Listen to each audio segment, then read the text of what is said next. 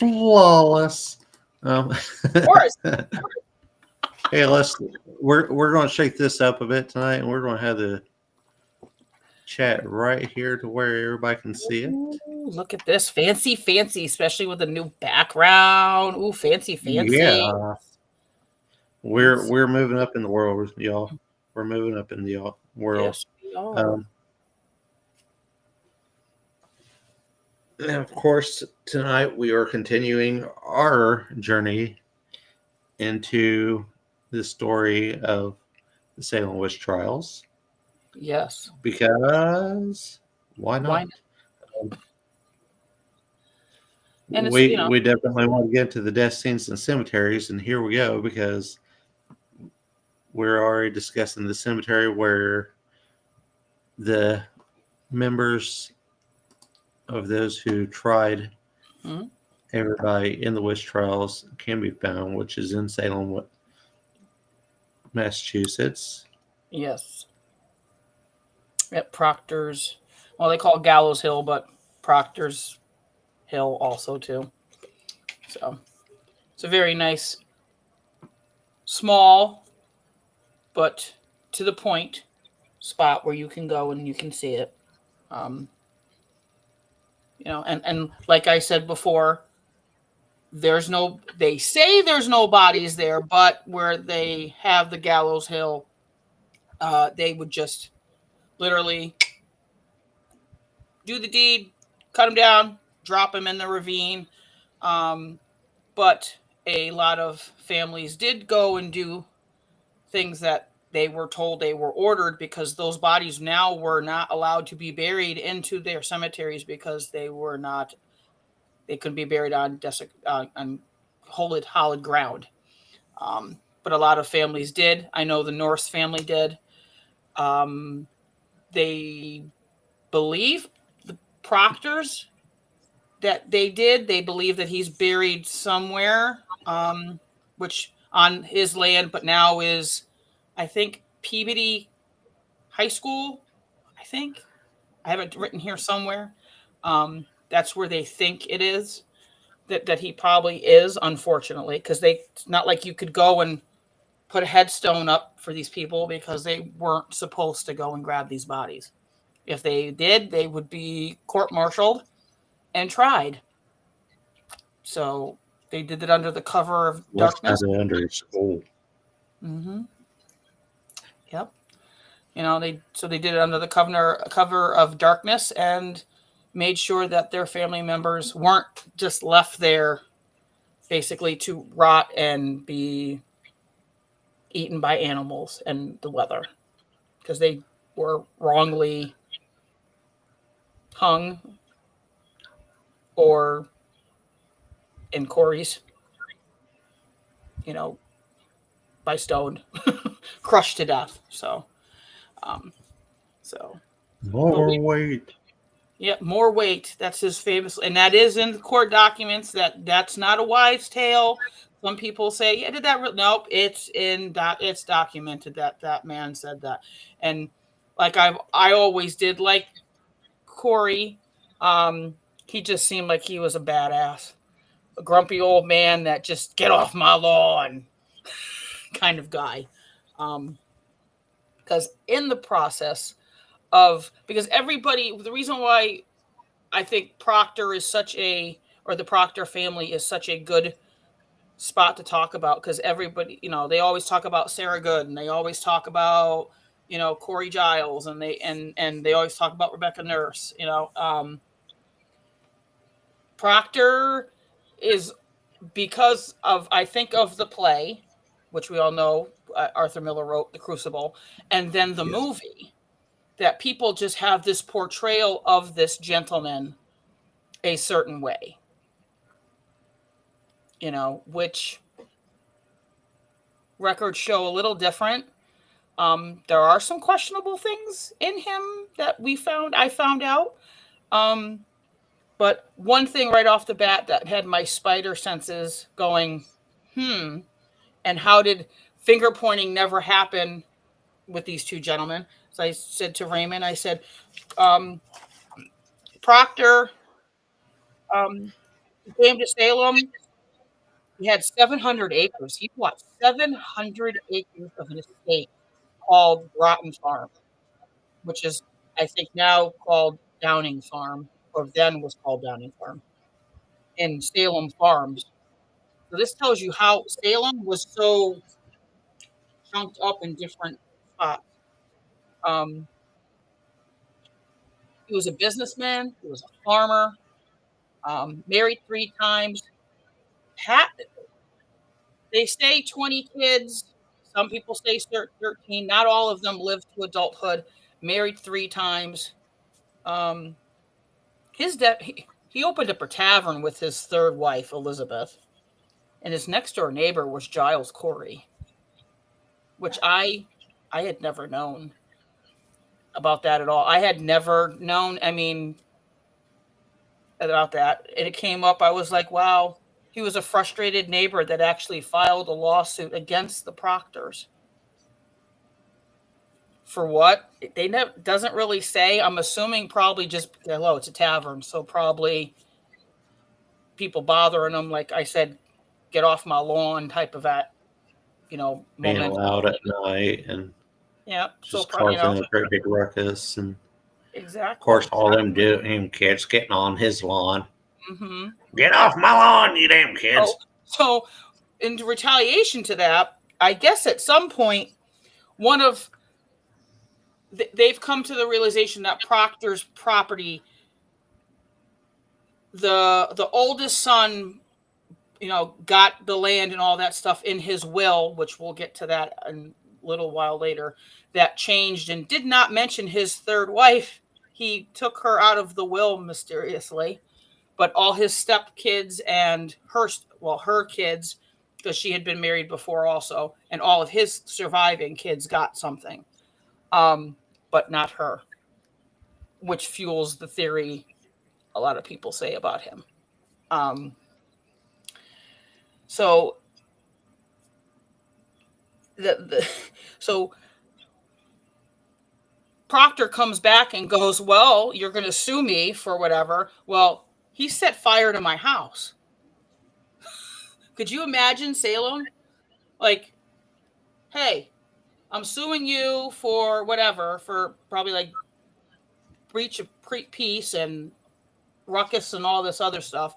And then, so your house gets burned down. So I'm just going to say Corey did it. Corey Giles did it. Giles Corey did it. And come to find out, no, it was one of his kids that did it. But in all of this witch trials, and they never pointed the fingers at each other, which that No. would have given them ample opportunity, which I thought that was kind of interesting. That there was nothing between the two of them saying, nope, nope, nope. There was no, it was nothing. I mean, gentlemen are still gentlemen, even if they're not particularly happy neighbors. If Exactly. they don't believe it's true, they're not going to turn on each other. Hmm. Which John Proctor was, I've always said his downfall is right from the beginning. He was going, what is this lunacy? He didn't believe it. He thought it was, what? Oh, these girls are faking. These girls are fake. Like, this is no, this is BS. So he was a staunch trying to disprove everything, which Yeah. in turn that didn't help his case because what ends up happening, No, no, it really didn't help his case, you and know. that's probably why they ended up turning on him and Mhm. turning in half of his family because of him saying, "Oh, well, this is bullshit." Exactly. And on his family alone, somebody actually figured it out. So in 1692, when this stuff all happened, 141 complaints were filed on Proctor's family alone, which 12 of them were relatives and extended. So now when I say extended, you had John Proctor and you had Elizabeth and Rebecca Nurse's family and Rebecca Nurse's sister, the Cropsleys. So there's a network that happened with this. Um, So just it's just some, you know, like the initial. But when it comes down to it, it's not John Proctor that is given up right away. It's actually the initial accusation that's aimed is at his third wife, Elizabeth Bissett. Um, and he vocally, like I said, expressed disapproval and disbelief in all the accusers. Um, Pure disdain. Pure, like he was very vocal about it. Um, Even although Abigail Williams is John Proctor's chief accuser,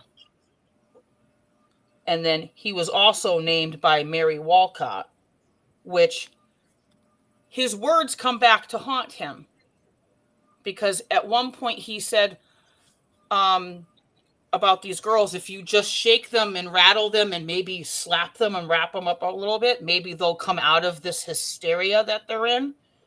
So Mary Walcott took it and said, well, he was choking me because I wouldn't touch the devil's book. Used his own words that he stated in public against himself. So, I mean, the man didn't do himself any favors either. And Unfortunately. actually, by the end of it, 5 different proctors were accused and put in jail. Yep. With John being the only one that was executed. Yep. His wife Elizabeth got to stay because she was pregnant. And by the time she had the baby, the hysteria, the mass hysteria of the witch trials were over with by the time. So, but I will say this, and the amount of evidence that John Proctor had, I mean, he had 32 people come and speak in his favor and say, quote unquote, a Christian life, his Christian life in his family, and was ever ready to be such a helping person that needed help. 32 people. And I don't think, like, I know some people had some people, but 32 people come forward and saying that this man is a good Christian man and this isn't him. This can't be him. That's a lot of people in that time period taking and taking that and they jump took to the go words speak of for them. children over 32 people, 32 adults, 32 probably adults. within good standing of the community, and they still believe children and Yep. execute him. And And his actually, favorite at the words, time, spectral evidence. He loved to spectral use those evidence. words, spectral evidence. Yep. Because the main point when they started complaining about Proctor was April 4th, in 1692. And at that time, it was John Proctor, Elizabeth Proctor, Sarah Cloyce, Martha Corey, Rebecca Nurse, Sarah Good, and Dorothy Good. All at the same time. All at the same time. And the chief complaints were actually against Proctor.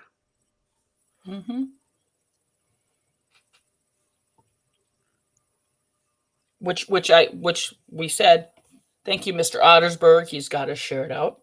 Hi, Suzanne. Hi, Rosie.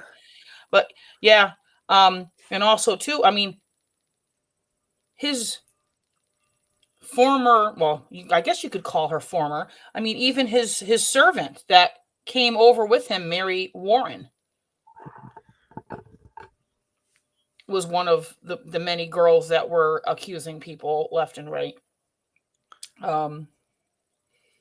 Which is not surprisingly, you know. Um, For example, it says, note, just now, as soon as I had made an end of reading this to the marshal, Mary Walcott immediately cried out, "Oh, yonder is Goodman Proctor and his wife, and Goody Nurse, and Goody Corey, and Goody Cloyce, and Goody Child," and then said, Oh, Goodman Proctor is going to choke me, and immediately she was choked. Mm-hmm. And this was just her in the meeting house while they're doing their fact finding, because you have to remember it wasn't always a one and done. There was an examination, then there was a inquest, and then then they put them in jail, and then they'd bring them back out, and then they'd put them in jail, and then they'd bring them back out for for whatever reason, and a new charge, because some of these people, they, it wasn't just a one and done. It was, yes, there was that initial one, but then, oh, his spirit came to visit me while he was in jail, so then they'd have to bring them back out because it's another charge for another person multiple times. It happened to a lot of them.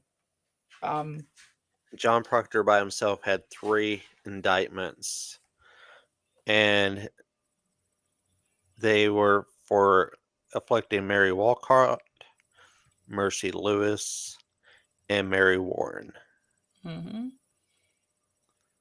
And Mary Warren took care of his children.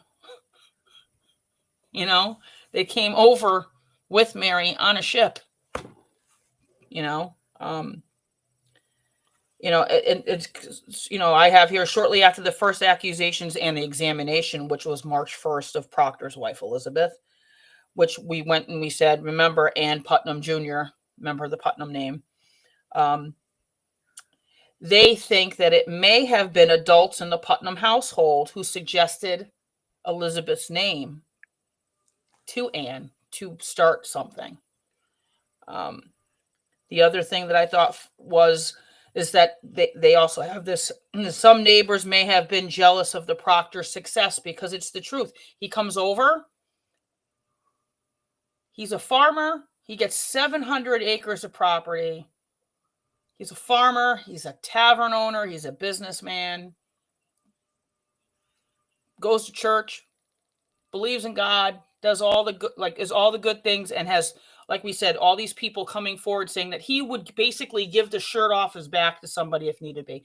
I mean, in the tavern, if they couldn't pay their bill, the wife said, "Oh, don't worry about the money. If you have something to barter, just come bring it, and that'll take care of your bill." Who does that? Yeah.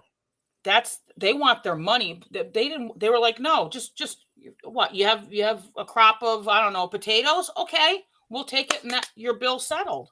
I mean, that to me, they're good people. They're good people. And not only that, you know, he was 60 years old. He sired 17 children. That's a lot of kids. Then again, if you have a farm, You need a lot of hands to you need work a it. lot of kids. And like I said, he had 3 wives too in the process. Which was another thing, which was Elizabeth's grandmother was a Quaker from Lynn, Massachusetts. She had been accused. So Elizabeth's grandmother had been accused of witchcraft 30 years earlier. So obviously people had to have known about something, because you have to remember, Salem just didn't happen overnight. There had been other places that happened. Salem hit as Europe was kind of dwindling down with theirs. Yeah. And it did, like we said, it did pop off in other places at different time periods. It just didn't catch fire like Salem did, because you had all these young girls just mesmerizing all these people with stories and accusations that were wild and crazy. So, And what still blows my mind is the fact that, those girls got off scot-free after they're like, "Oh no, it was all a lie." yep, sure did. Absolutely sure did. Which I thought was funny, because actually Mary, like at this time, that's what I would like to, and I said, you know what, that's just because of the researcher of people in in my blood. I'd let, and there's the documents are there to see if we can follow. Okay, so where did these girls go to? Life went on for them, Yeah. and see where they went. I do know they say like Mary Warren, she just fell off the face of the planet. So she probably changed her name. I wouldn't. I would have left Salem Moved and away and my changed my name. name, and I don't exist anymore. Exactly. Because you walk Go to into any Boston, get town. lost in the city to where nobody would be able to find me. Yep. You know, and not only that, the whole Warren family just kind of fell off the face of the planet anyway. That's what how they kind of say, like, so that's how Mary ended up in the care of John Proctor. So did John Proctor know the Warren family, and the family just falls off the face of the planet and takes her in because of, hey, like, I They knew your just mom and left. I knew your dad, which happened a lot back then, and just Yeah. became, like I said, a servant girl. So for that family. And the other thing too is there's this big, because you see the movie the Crucible, and you have the stage play, and then obviously you've got the written play. They have it written here, that they had Proctor having an affair with Abigail Williams, because did Arthur Miller just, because he did write this play and he did use historical fact, but he also embellished and pushed it out a little bit about this too. To So, make it more dramatic. you know, um, which if you look at John Proctor's will, like I said, his third wife who survives goes to court and says, "Where's my," looking for reparations, looking for, hey, property, because you have to remember, when you were accused and taken in, you lost all your property. They seized your land, they seized your money, they seized Everything. clothing. Families were destitute after this. They seized everything. They took, in Proctor's case, the eldest son goes, they took our animals. They either slaughtered them, or they sold them at market, or they shipped them overseas. And animals back then were what? That was a major, major part of your money. Yeah. So I think that's where Arthur Miller gets, because she wasn't she was taken out of the will, and she kind of tries to say in her defense that somebody came, because he was fighting up until the last minute. He was like, I'm not ready for this. I'm not, because he hadn't made his, and they just said because he was just such a violent man, because he was just very outspoken, loud, and probably proud, and was like, hey, this is wrong, and wanted to be like, this isn't right. Do you guys not see what I see? And that all backfired for him. He was probably, a very, like we said, a very well-spoken, looked to for a lot of things in Salem. And like I said, his words didn't feel him well. The wife thinks that somebody came in and made him change, like they changed the will, and she was out of it, and they had him sign it. So I think Arthur Miller took that as, let me take this as an idea and run with it, that he wasn't faithful to his wife. So that's why in the Crucible you have him having an affair with Abigail Williams, which could have happened. We don't know. There's no documentation. There's nothing there other than the fact of his will. She's not mentioned. And the kids were like, we have nothing to give you. And she's like, well, at least I need a dowry to get remarried. She gets remarried. Then the stipulation from the court was that she did get some money because she did get remarried. So that was basically give her some money to get rid of. I mean, I guess to get rid of her or keep her happy, And she went on with her life after all of this, and which is that's probably where Arthur Miller gets that from. And then of course and if you've watched the movie The Crucible, you have Daniel Day-Lewis. He plays John Proctor. So, it's a fair movie. I like it. It's entertaining. So. I mean, Daniel Day-Lewis is such a method actor anyway. He Mhm. literally becomes the parts that he plays. So, Exactly. yeah. So that's you know the relationship. Also too, Arthur Miller, because you kind of tend to think, because you're thinking like, okay, these are girls, and then you're dealing with men and older women, like, so you're thinking, because in The Crucible, like, Proctor is portrayed, and the movie is portrayed to be like a man in their 30s, and Abigail is like a 17, 16, 17-year-old girl.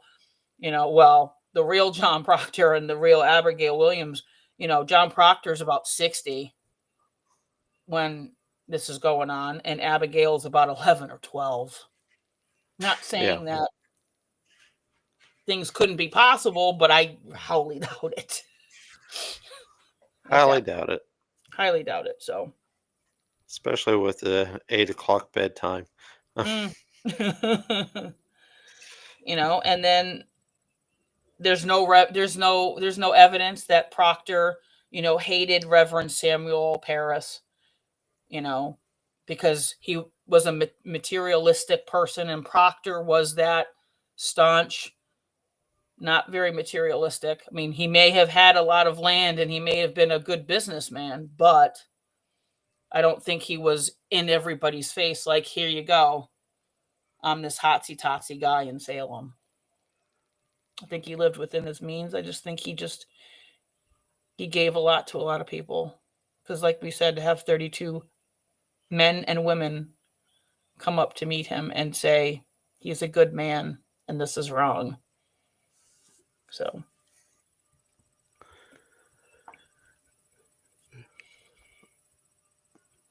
and like I said, his words don't help. I mean, when you're outspoken like that, Yeah. things do happen. And there is none, not that I could find, and other people have looked into this too. There is no historical evidence to even suggest that Abigail even knew John Proctor before accusing him of witchcraft. Because I don't They think even I knew don't think each other. families blended. You know what I mean? So I mean, so there's nothing saying like, oh, she had a run in with him 6 months before this or whatever. Like, some of them, are neighbors, or they had arguments against each other or whatever.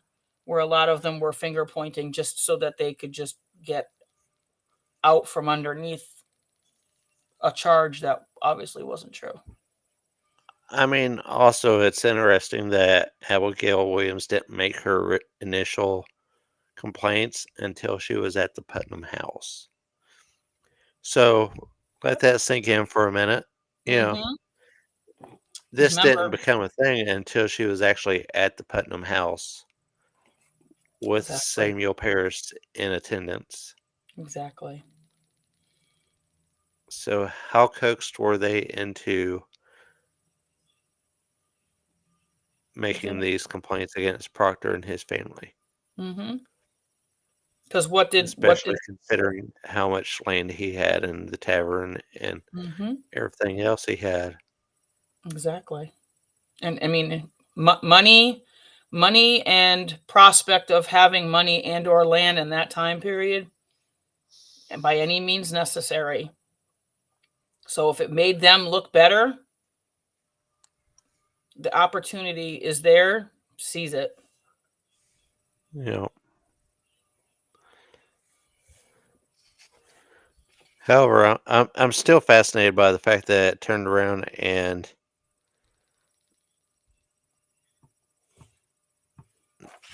there's also at one point, where'd it go? It ran away because I just saw it.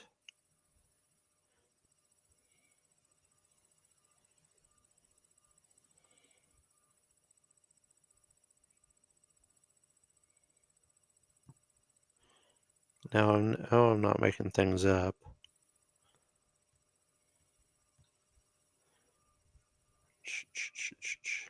And I'll just say, because I have it here, August 5th is when they were tried.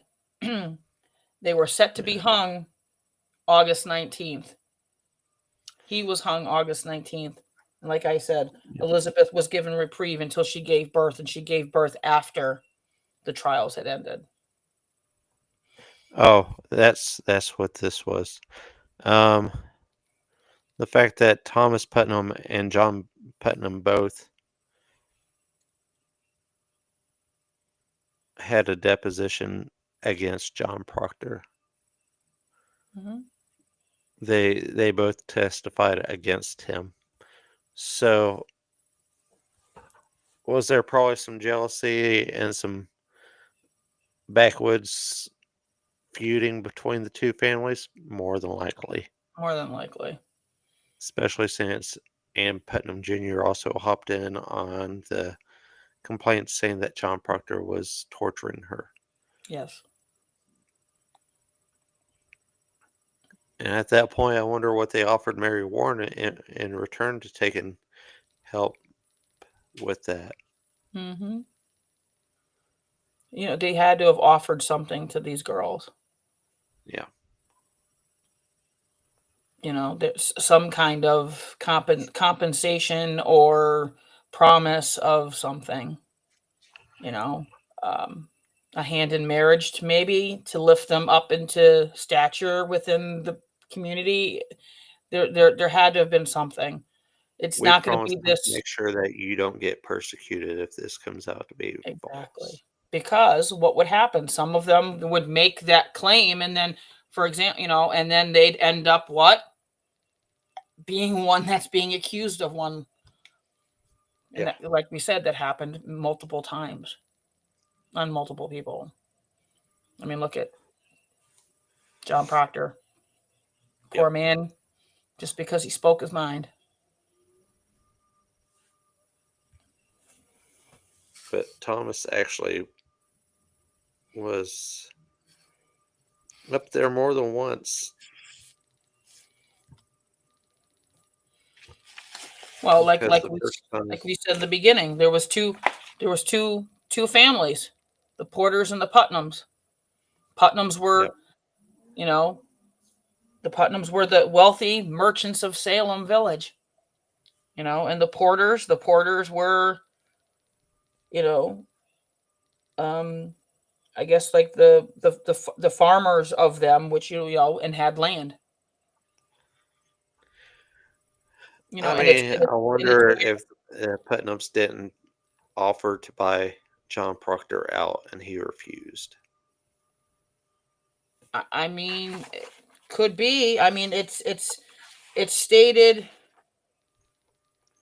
So the Proctors were tried August 5th, found guilty, sentenced to death by hanging, while Proctor and his wife were still in jail. The sheriff seized all of their household belongings. The cattle were sold cheaply, slaughtered, or shipped to the West Indies.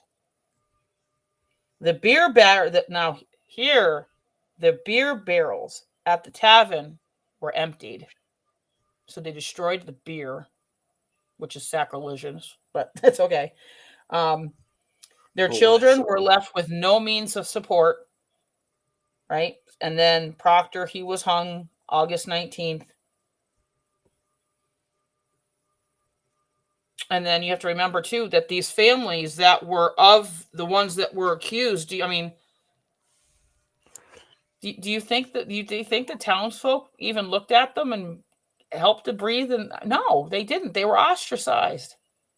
They were guilty yeah, by association. They weren't going to help anybody. because the second you try to help somebody, the complaint started on you. Yep.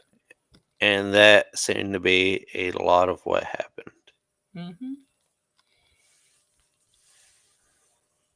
A lot of it. A lot of it. A lot of it. So I mean, and I know a lot of people they take a lot of vested interest into the Crucible. You have to remember that it's a fictitious version of the trials portrayed, because a lot of people take that as gospel, and it's not. There's history fact in there, but then it's just made sensationalized to make it look good and interesting. Yeah. So I mean, it was freaking crazy back then, but haven't we mhm, seen this repeat more than once? Several times this has happened mhm. under different guises. Yep. Look at the Red Scare.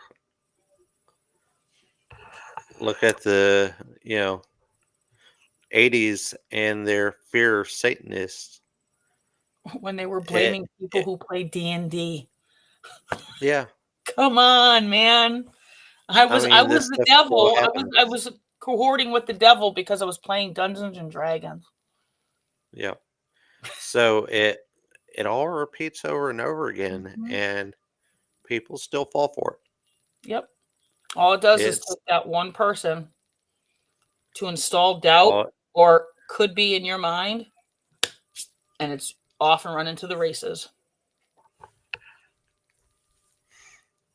it's easy to take and claim, oh, I found all this stuff wrong, and not actually produce the evidence to say otherwise, and Mm-hmm. people still believe it. Mm-hmm.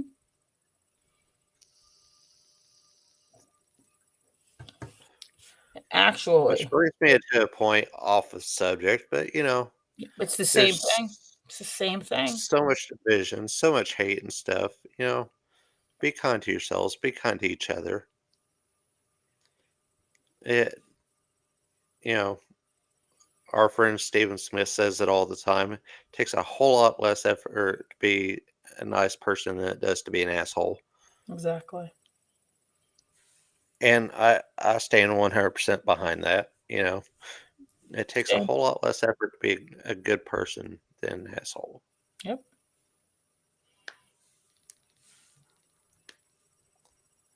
What I did find is by March, Mary Warren, because we're talked back to Mary Warren, right? Yep. So what Mary Warren was doing was she was attending the examinations in Salem Village against John Proctor's wishes and efforts to keep her focused on her work, which was back at the house. So, and then that's where it's speculated because he may have beaten her, and Proctor would say, like I said, that he felt this is the words, he felt all of the accusers would come to their senses if they were thrashed. Yeah. Those are his words. And what's interesting is Mary So, Warren was about 20 years old.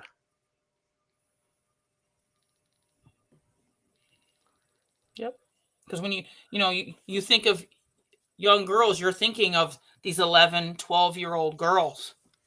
No, there were 16, 17, 18. There was a gaggle of them. Yeah. And I don't know if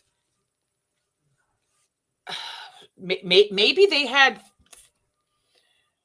granted, yes, people are like, oh, well, there's the rye that made the bread. So there was that. So they were hallucinating and all that. But who's to say they're obviously you have your core ringleaders. If they didn't make threats against these girls, you are saying this. If not, you're going Yeah. just to feed this and keep going. And that's why in April was the first time that Mary Warren spoke out against John and Elizabeth. Mm-hmm. And then she did so again against John on June 30th. Mm-hmm. So twice she spoke out against him. Twice. Twice. The second time, I love this. I have seen the apparition of John Proctor Sr. among the witches, and he hath often tortured me by pinching me and biting me and choking me and pressing me on my stomach till blood came out of my mouth. Also, I saw him torture, you know, three others, including John Indian, upon the day of his Yep. examination. Yep. Because you have to remember, even though Tituba and John Indian, they were still in jail at these times. They were still there, you know. And then another one was, this was an interesting accusation that was lodged by Joseph Bailey, who was the brother of Reverend James Bailey. If you remember that, who was what? The first minister of Salem Village. He's the brother. Um, James told of being tormented. He and his wife Priscilla, the daughter of John Putnam Sr., Captain John Putnam Sr., and all he did was he rode by the Proctor house as they traveled from Newbury to Boston on May 25th. Bailey claimed to see John and Elizabeth in the window and by the door, but there's a problem. They were in jail. Yep. But he made the saying, they were there, but they're here, so their spirit, so they're still attacking people. And then he said he experienced chest pain, head pain, and stomach pain. He was rendered speechless and felt as though something had followed him unseen on his return trip.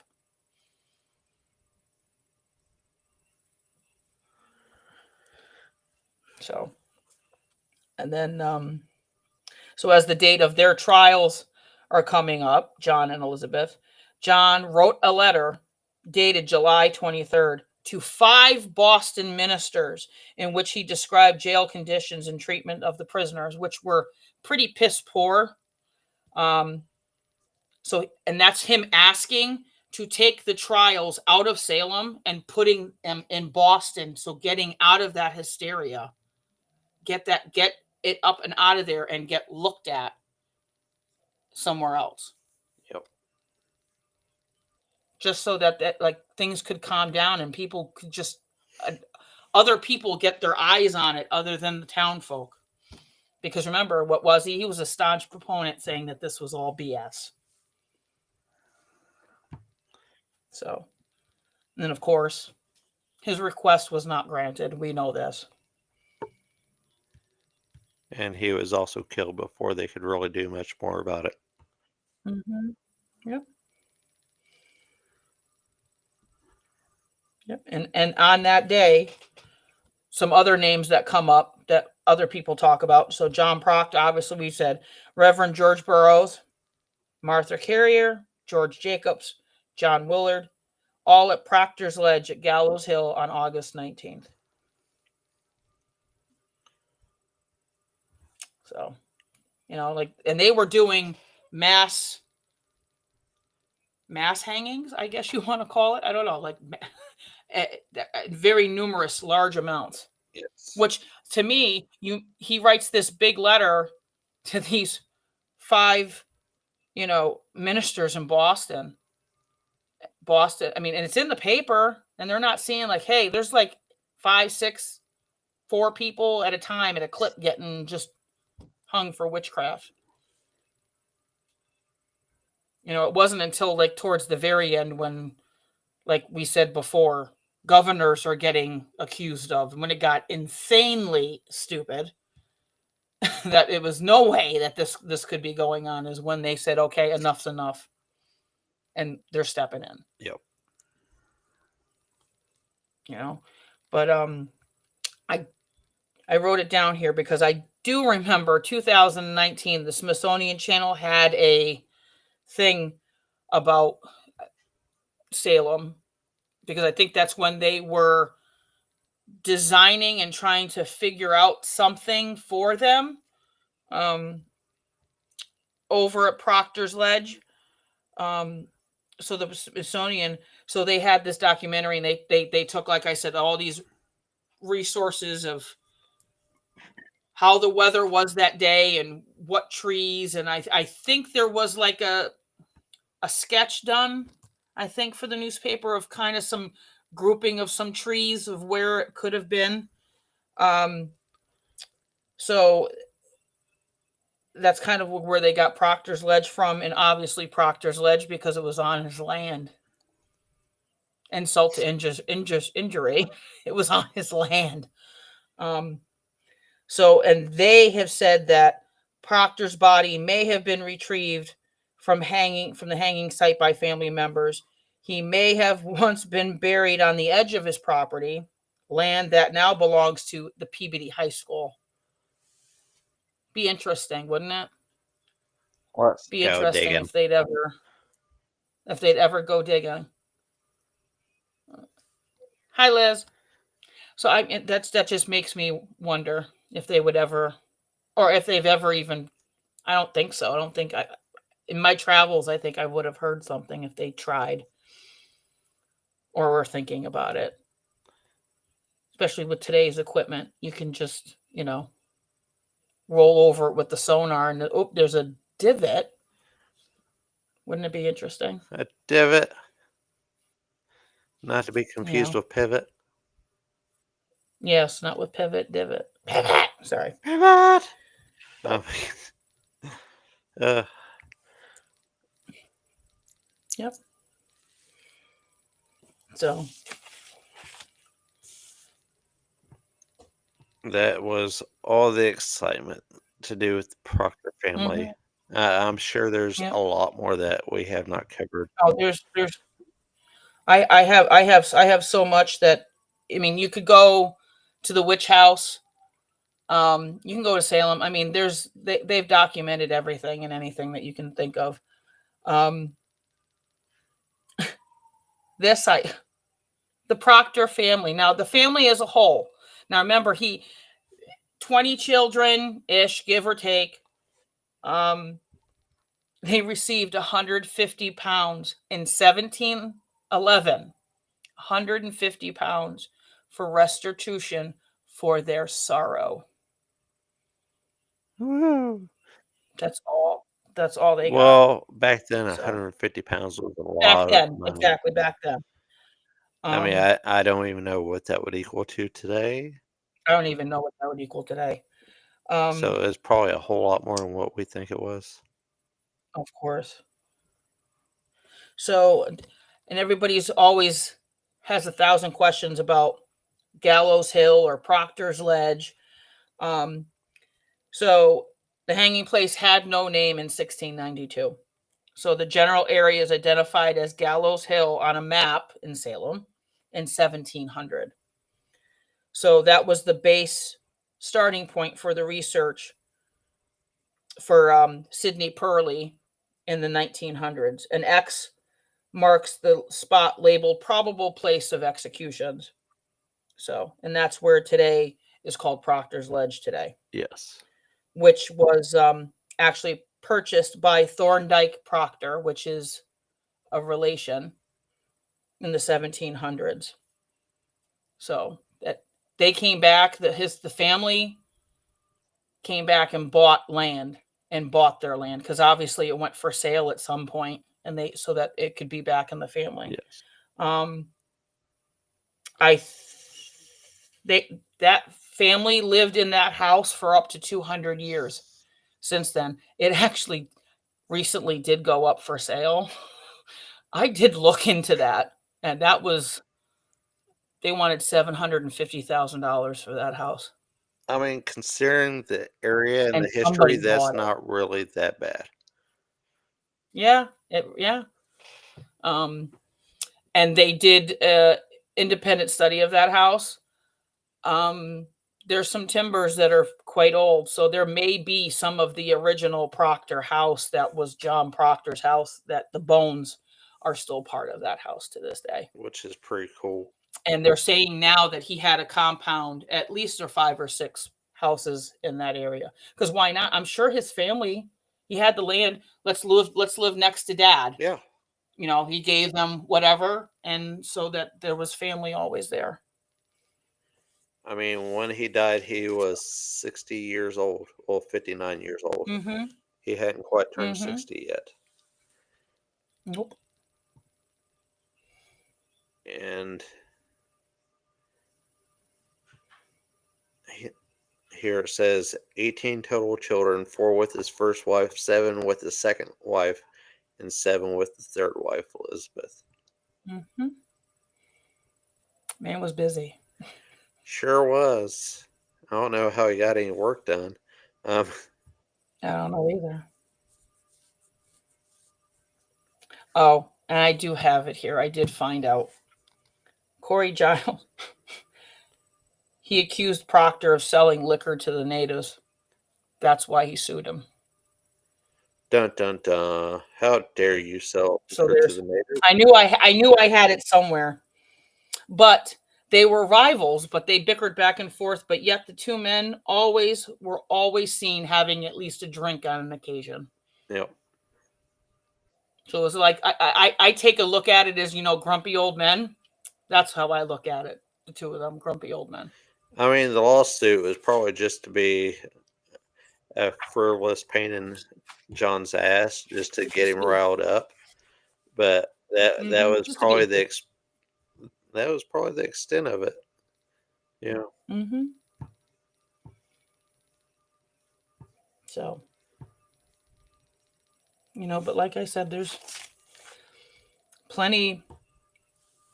There's plenty on them. There's plenty on all of them. Especially if you can get the timeline of the dates and just it's like you forget people are in those jails and then it's like wait a minute they drag somebody out. It's like wait what hold on here. It's like we said, it goes right up to where does it get crazy? It's January 1693. That's when Governor Phipps steps in and issues a reprieve for the 8 scheduled that are for execution.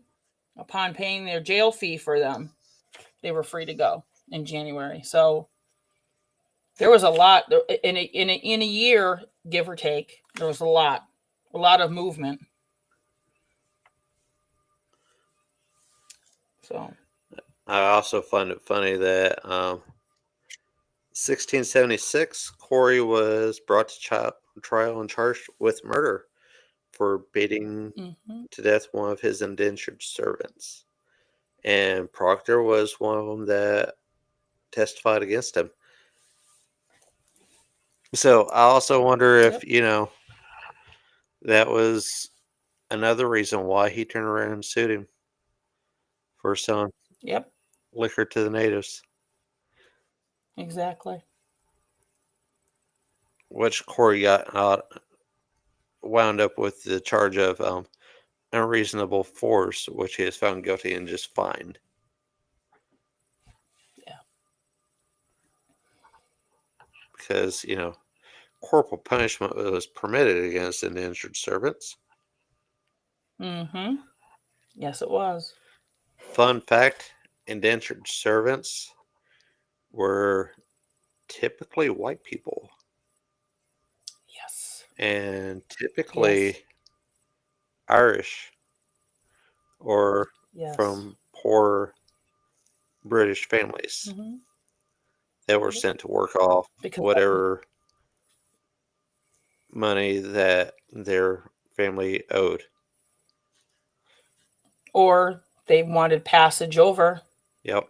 It's I will be your indentured servant so I can come here to the United States and live. Because that's what Mary Warren was in a nutshell. Granted, she was an orphan, but she was an indentured servant.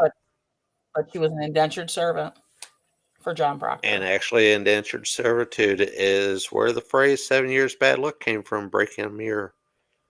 Because you had to work an extra 7 years to pay off a mirror if you broke it. So that was an extra 7 years of indentured servitude that you had to work in order to take and pay off that mirror to be free. 7 years bad luck. Yep. Exactly. Isn't that amazing how it just all comes back together? Yeah. Hooray. Hmm. Hooray. Um, So, Mr. John Proctor, that is his title to this is he's the first man accused April of 1962 or 1692, sorry. But, as we then after also that, saw, like that's where I looked at, as we also spoke of yesterday, he was not the first one to die. So um, and then that's where May of 1693, which this was another fun fact. I mean, they finally put Tituba on trial in May of 1693.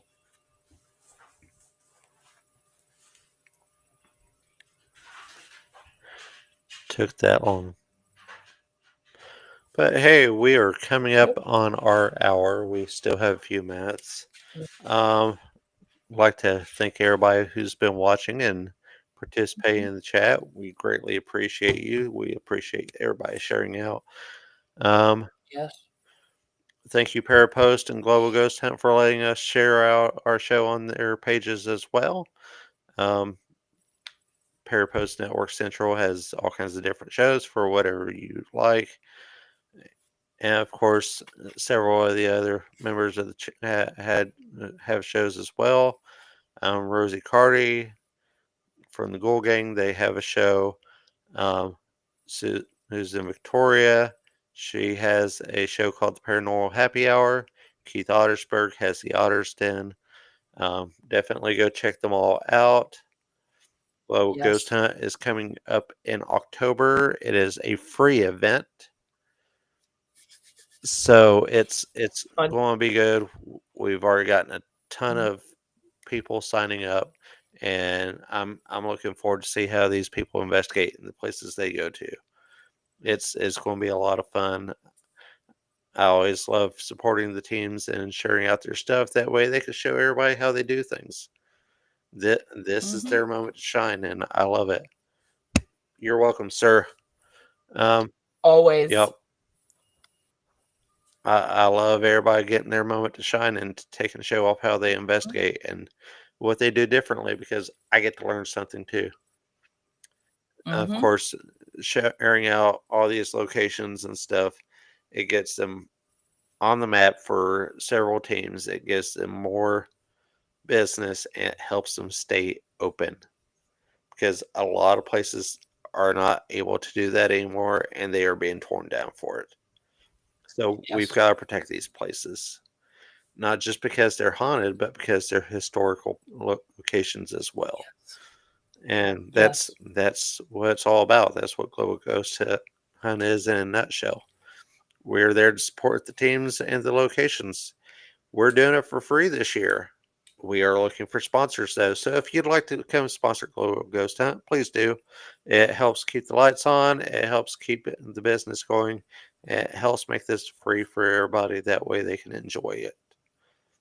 Because we Mhm. want to see more teams. We want to see more locations participate. Um, and of course, coming up in a few days, Thursday Night Live with Spirit Mechanics, we are still talking about Claire's. So we're going to talk about how to identify which ones you use. It's going to be Mhm. cool.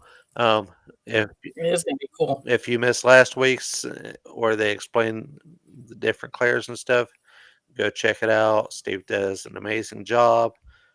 As Yes, he always, does. we had a very special guest show up, which was Mr. Brian Gibson. And I've missed Brian like crazy. That's the first time I've actually got to see him since Scarefest. Um, Oof. Wow. we've been busy. We've stayed in touch, but Yeah. we've been busy. Exactly. So it was great to see him because I did spend that Thursday night with Brian, and we hung out and had fun and stuff. Being on the live, um, it was okay. They did a great job with it, and so he got to pop in and hang out with us this coming Yep. weekend. Some of the mechanics are going to be in Elizabethtown, Kentucky at the Light Up Fest, 404 South Mulberry Street in Elizabethtown, Kentucky. That's Saturday and Sunday. This is a Mama Ruby's event. If you don't know what Mama Ruby's is, that is Miss Bev McChesney. She is a very gifted medium and channeler, and just an all around wonderful person. She really is. I love her to death. So thank you for putting on another awesome event. Um,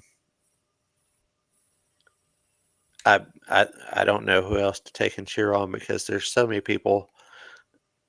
There is. There is. There's a lot of people, a lot of good people out there. Yes, there are. So whatever you see Raymond share, or if I share, they're good people. Go check them out, support them, give a like, a share.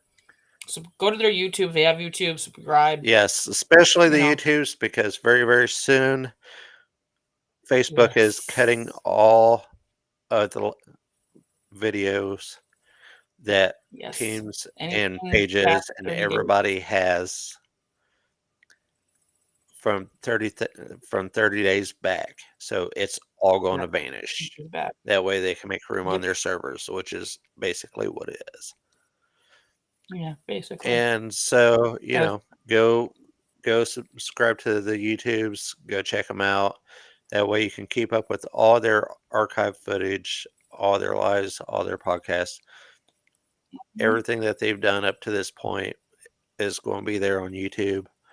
Um, Not saying I don't love Facebook because we are here live on Facebook as well. Thank you so much for the opportunity to take and still go live on Facebook. We greatly appreciate it. But, sure do. things change and life goes on, and this is how we're going to adapt. Um, Yep.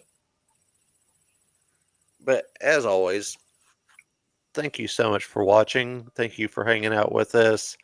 Um, come back next week as we discuss what Salem Witch Trials some more because we're doing an all Mm-hmm. month event again. And Yep. it's going to be fun to Why see not? what else we Oh, come up with after this because exactly. there's a lot of names.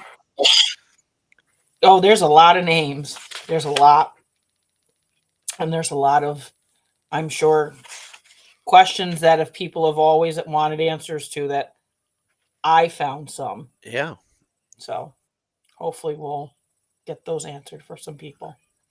100%. Absolutely. Of course, like we always say, thank you for watching. Death scenes and Thank you. cemeteries. Sleep time.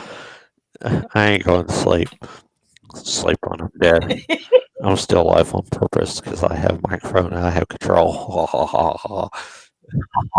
Good night, everybody.